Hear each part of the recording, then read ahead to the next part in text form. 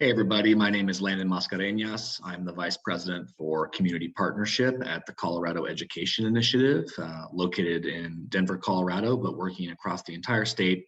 And it's been a really incredible opportunity to support and be there right alongside school districts and communities as we've been thinking about how to maximize the investment from the American Rescue Plan, which has led us into discussions both at the state, local, and federal level on how to seize this moment to create really unbelievable breakthrough opportunities for families and communities across Colorado.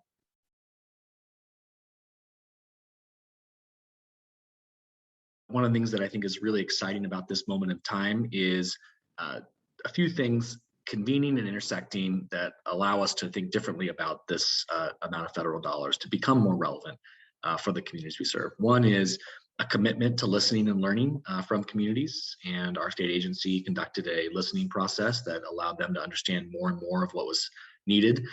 We conducted a needs assessment multiple times during the course of the pandemic from districts and communities, which CDE worked with us on building out.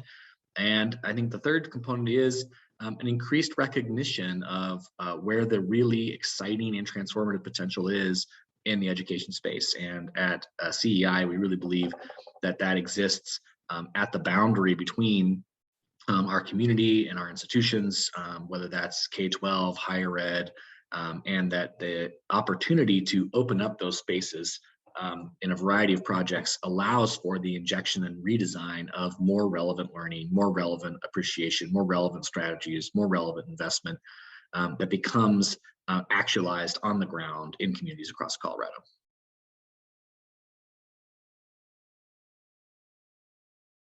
Flexibility was a real hallmark of us approaching this project because there were so many different paths the ARPA funding conversation could take in Colorado. What we really did spend the first part of the project doing was a lot of listening and learning with our advocacy partners, seeing where the potential could emerge. As at CEI, we're an intermediary. We're supporting districts and communities across the state to redesign their systems.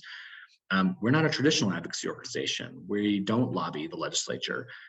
But through the help of Seek Common Ground, we were able to think differently about our approach and how we lift up the voice of practitioners in this process. And the more we listened to practitioners, the more we listened to communities, the more we understood what was going on, the more we began to flexibly and adapt to that changing world of really aligning around the opportunity to impact the secondary space around different strategies for career-connected learning, work-based learning projects, and that intersecting between higher ed and K-12.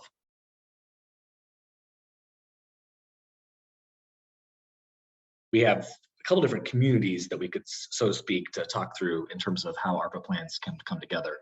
But one is at the state level. And at the state level, there's been a significant set of decision-making around what the allocation for ARPA dollars will be.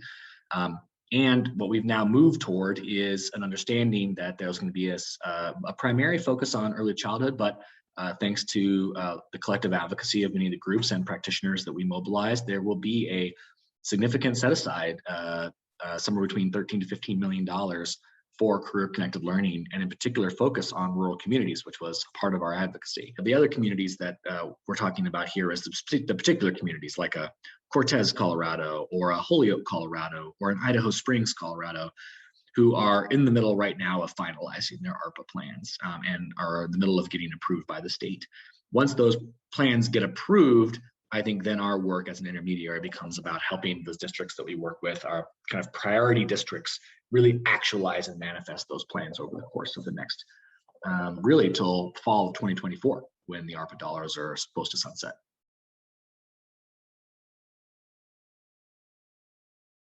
Being able to be at the table with so many different players from around the country really provided us a level of confidence and insight into what other folks were thinking. Barry from Louisiana or Ingrid from Washington would say something on a call and be like, oh, that's a killer idea. How do we think about that in the context of where we're at?